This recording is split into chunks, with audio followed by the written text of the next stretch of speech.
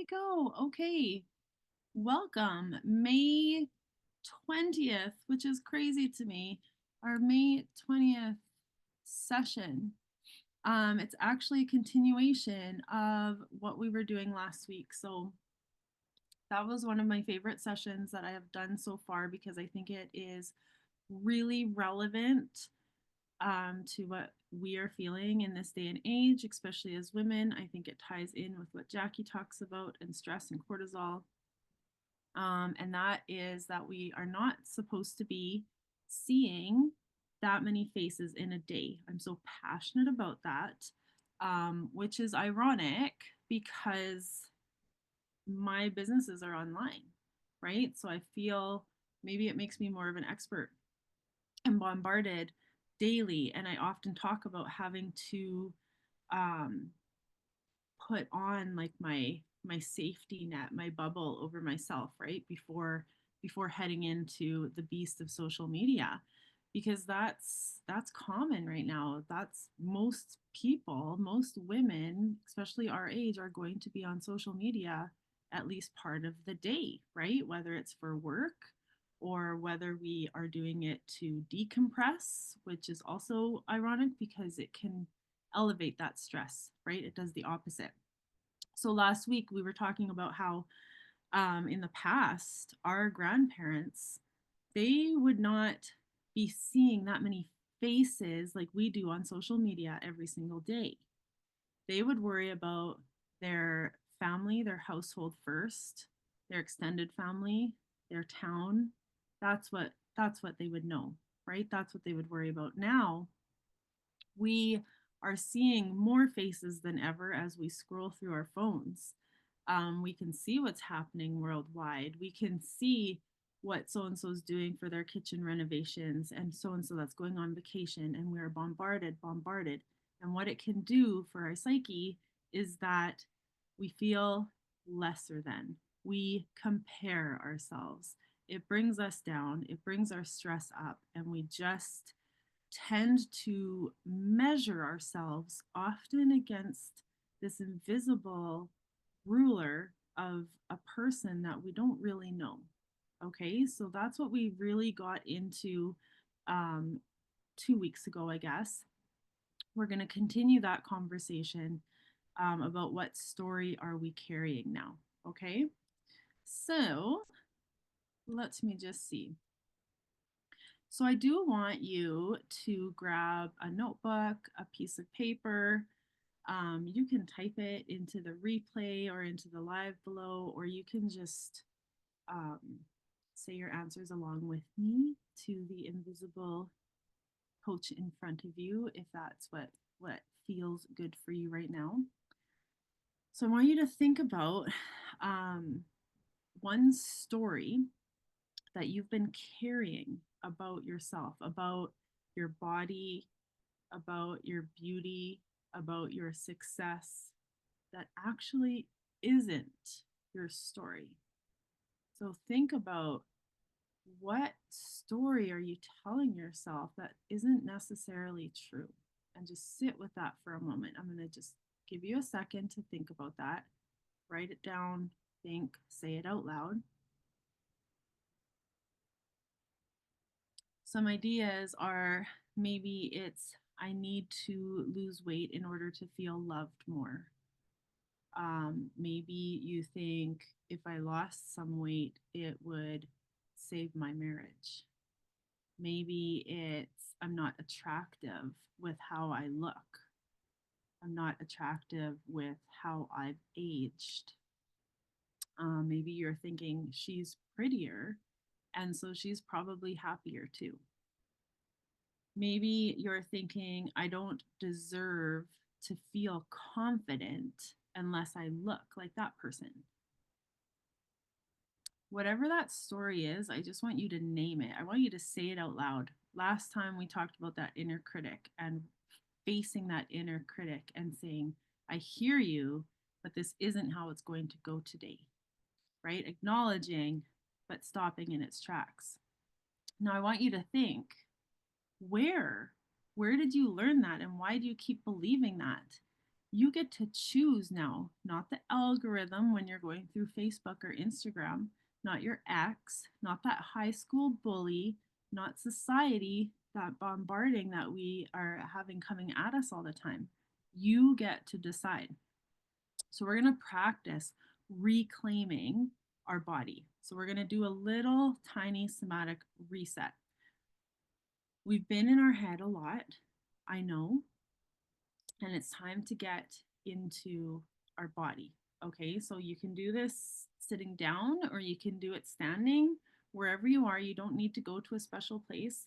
And I just want you to close your eyes for a minute. And I want you to take a really slow breath. Now, as you inhale, I want you to sweep your arms up overhead. And I want you to stretch. And I want you to reach. And I want you to take up as much space as you can. As you exhale, I want you to let your arms fall gently back to your sides. And then we're going to do it all over again.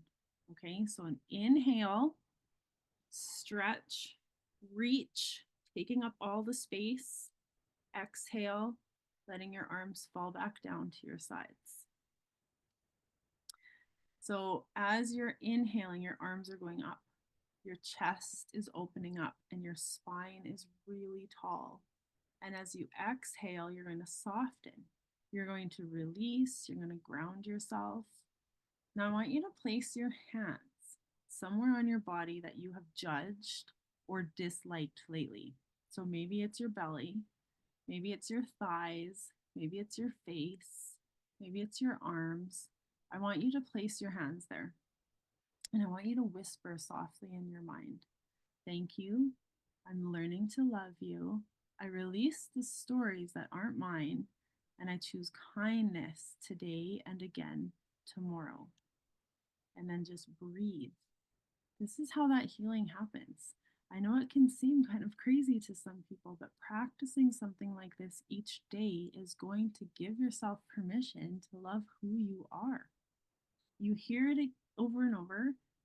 I've said it over and over. You hear it in books, you see it all over the place. But I need you to understand that healing begins with you. Nobody else can do this for you, right? You need to be practicing saying these things. Maybe it's uncomfortable at first, and that's okay, but you need your mind to start to believe it. And you'll do that with practice over and over. And often that can be when you're in that sleepy time, first thing in the morning, or you're getting tired at night, that really gray area.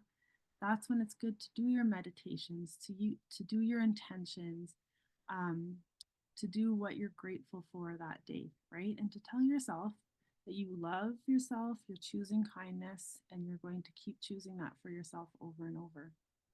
You're going to say it with softness, noticing and choosing a new story for yourself. Okay? So, our next little part is something else that's really, really important in this day and age is that your body is not a trend. Okay, so I grew up in the 80s and the 90s and the 2000s, and I can right off the bat talk about a lot of really crazy trends, body trends, right? If we think back to times past, what the trend was at the time. But we had the stick thin body physique of, I would say, the 90s. And with that, ironically, came the stick thin eyebrows, right? The dark eyeliner. So that was the body trend when I was, body and beauty trend, I would say, when I was about 15 or so. Those of you in Australia, I'm not sure if it's the same. Probably. I feel like North America and Australia are very similar in those things. Um, the decade before in the 80s, there was there was more of a curvy, it was still thin, quite thin, I think, for the body physique. That was like the aerobic area, right, with the fluorescence. And then for the face and beauty, it was more of the bushy eyebrows, right? Bushy and fluffy. So maybe that's what made the 90s what they were. Then we had the low rise jeans. Do you guys remember those? Even if they were the baggy jeans, they were still low rise. So that was tricky as a teenager, I think. I do love how we have entered now in what are we, 2025? So I'd say the last couple of years, thank goodness, social media is embracing all body shapes. The curves are feeling a little more natural to people to see a lot of because that's normal, right? The mom jeans, the curvy jeans, the high waist, like it's just totally different. Um, but because of these trends that we see going through the decades, through the eras with us as we're growing up, it's hard to remember that bodies aren't trends. They're meant to be our home. And we might not fit like a little circle into that square box that we think we need to be, right? Doesn't matter if you're in your 40s, 50s, 30s, or 20s, right? There's always that pressure for those body trends. So while society is constantly changing the ideal look, like the thin brows that I talked about, or the thick brows, or now there's the Botox and filler look, right, with the lips, your worth, no matter what that looks like, is not going to change. Okay. Even if you are following these trends with the eyebrows and the lips, your home isn't changing and your worth isn't changing. You don't have to keep up. You don't have to opt out. You can stop chasing what's trendy and start choosing what feels really good in your body and in your skin. So I want you to say, I don't chase trends. I come home to me, my home. And I feel like, and maybe this is just me, but as I talk to more women and more women my age, I think people, once they hit 40, it's like an aha moment sometimes where, okay, I get it. This is me. This is unapologetically me, right? I want to make time for things that matter for me. I don't care what you think of me. I have my boundaries. As women age, often we fall into that a little bit easier where we aren't people pleasing as much, a lot of us, and that's something that we work through and that some people have to work through a little bit harder, right? So I want you to take a moment. I want you to let your body breathe, and I want you to let your nervous system just soften, just relax and soften, and ask yourself, how would I show up differently today if I believed that I was already enough? Maybe you would put on the outfit you've been saving. Maybe you would take that selfie without a filter. Maybe you would speak on the Zoom call. Maybe you'd go outside just to feel that sun shining on your face, not caring if you have makeup on or not. Whatever it is, I want you to give yourself permission to do it. You don't need to earn it. You are it. Water break. Everybody water break. Amelia likes when we do water breaks. I like when we do water breaks. I'm a little dehydrated today, actually.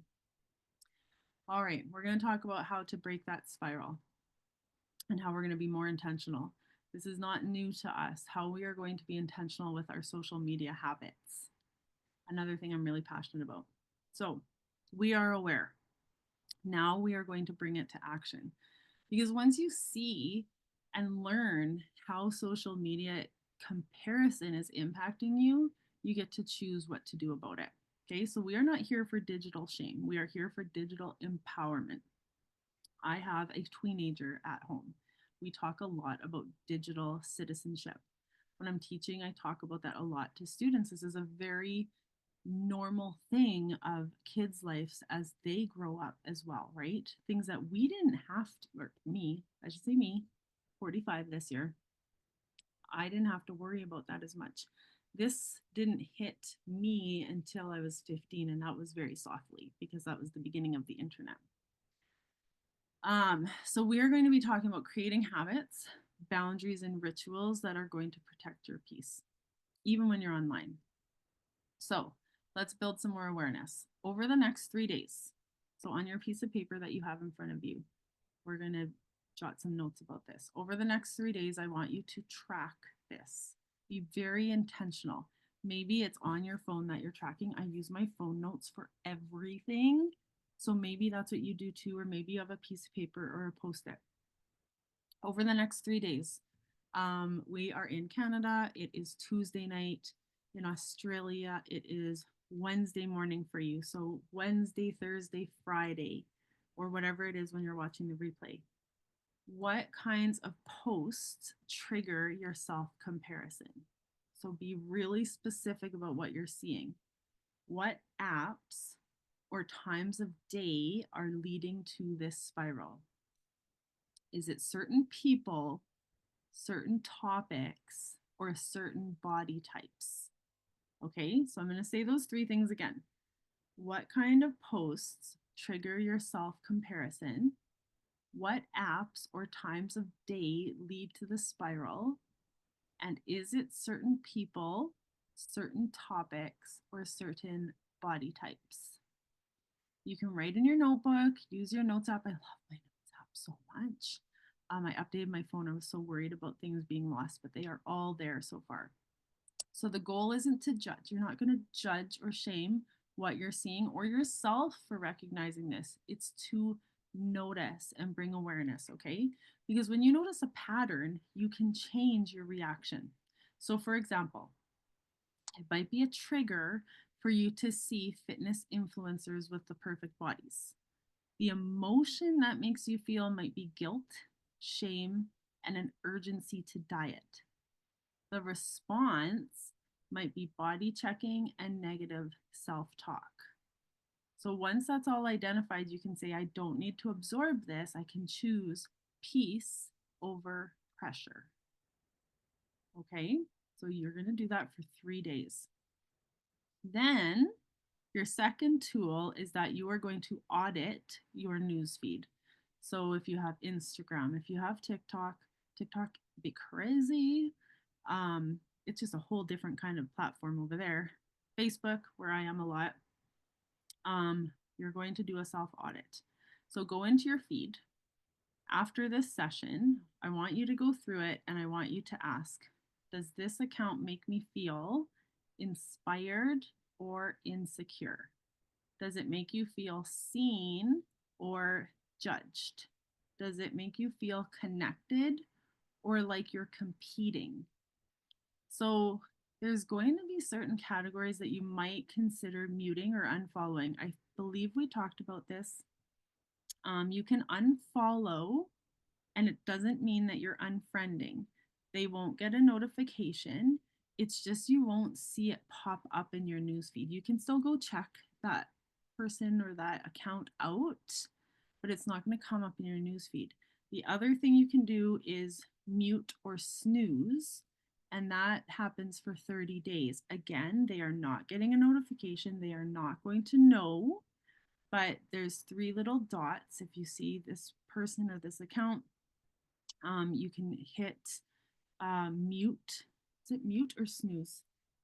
Here, let me check for you guys. Okay, there's a person, three little dots.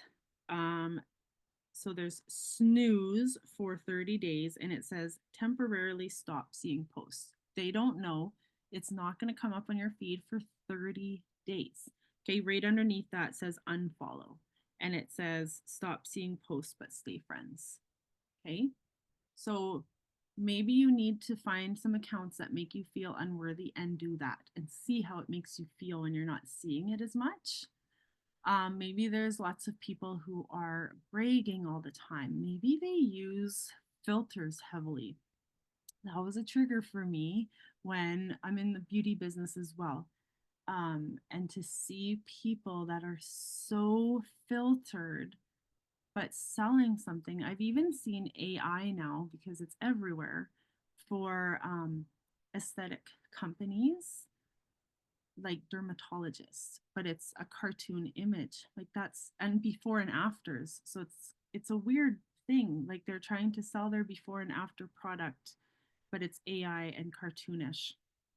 But clearly it's working because people are going, right? So that was a huge trigger for me. So I had to unfollow some accounts or people that were using the filters too much because it wasn't portraying what the beauty product looked like for real because skin be skinning, right? So it's a weird thing and it's easier for us as adults to recognize, but it's really hard for especially our girls that are 10, 12, 14 seeing this, right? um but they can be a really fun thing too. If you remember putting the filters on that made us look like llamas and puppies and our tongues sticking out, like there can be fun things too. um, Content that promotes toxic positivity or a culture like a hustle culture, right? So if you're seeing a lot of toxic positivity, then it might not feel realistic, which it isn't. I've been there, done that. Um, and that can be a trigger to compare or make yourself feel less than, right? Not as worthy. Gaslighting, stuff like that. Very common. The what I eat in a day reels. That can make you question your choices. Sometimes it can give really good ideas. It totally depends how you feel about stuff like that, right? And then add more of what you want to see. So maybe you're snoozing, maybe you're unfollowing some people and some accounts, but then you can add in more of what you want to see. So creators that are talking about self acceptance, for example, or real bodies, pages that make you laugh, artists, nature, puppies, whatever brings you joy, right? Right now, I'm seeing a lot of travel stuff. It just makes me so happy. But that might be triggering for some people if they don't like to travel or in a place that they can't travel. It could be triggering, right? People who talk honestly about their struggles and growth. So they're being authentically them. Um, they have been through dark places and now they're seeing the light helping other people get through as well. So your feed, and your feed, I mean what you're seeing when you scroll through like this, scroll through Facebook, it should be like a nourishing meal. It's not junk food that makes you feel sick. Okay? It's soothing your soul. You are bringing that into your body and your mind, so it needs to be good for you, and you have that choice. Okay, so tool 3. So the first tool was recognizing and awareness. Tool 2 was going through unfollowing, snoozing, and adding better content. Now, tool 3 is scroll free windows. So you don't need to disappear from social media forever, but you can choose when and how you're engaging with it. Okay. So try setting some boundaries with yourself twice a day with social media, especially if you find yourself um, going through these emotions like we've been talking about, where it makes you compare, makes you feel unworthy, just makes you feel icky. We don't want that. So, morning, try having no social media for the first 30 or 60 minutes. And in the evening, try to set a time where you're not going to have social media after that time, like 8:30 or 9. Okay. Plus, we know that not having the blue screen on your eyes, TVs, phones, all of that stuff before bed is actually going to help you sleep better, anyways. So try to set 2 windows of social media free time or phone free time too.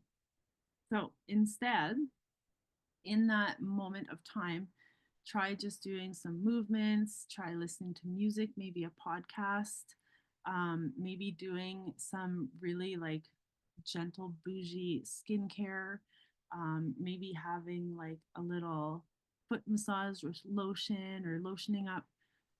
We are over here heading into spring and summer season. So maybe this is your 5 minutes to lotion your elbows and lotion your knees and lotion your feet, right? Just something extra that you might not do normally. Use this time to journal a little bit, read a book, or just sitting. How often do we just sit and not do or think about anything for 5 minutes, right? Give that time to yourself. It's going to help rewire you inwardly instead of outwardly. All right, time check. We're just going to do a little bit more here. Let's see how many. Okay. We might have a part 3 next time as well. So, tool 4, one real thing daily challenge.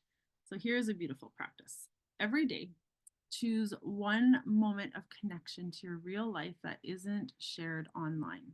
So, it could be making making eye contact with your child while you eat breakfast.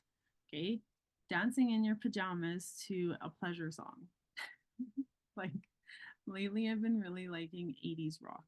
It just makes me laugh too. The care bands, the best, especially to dance to.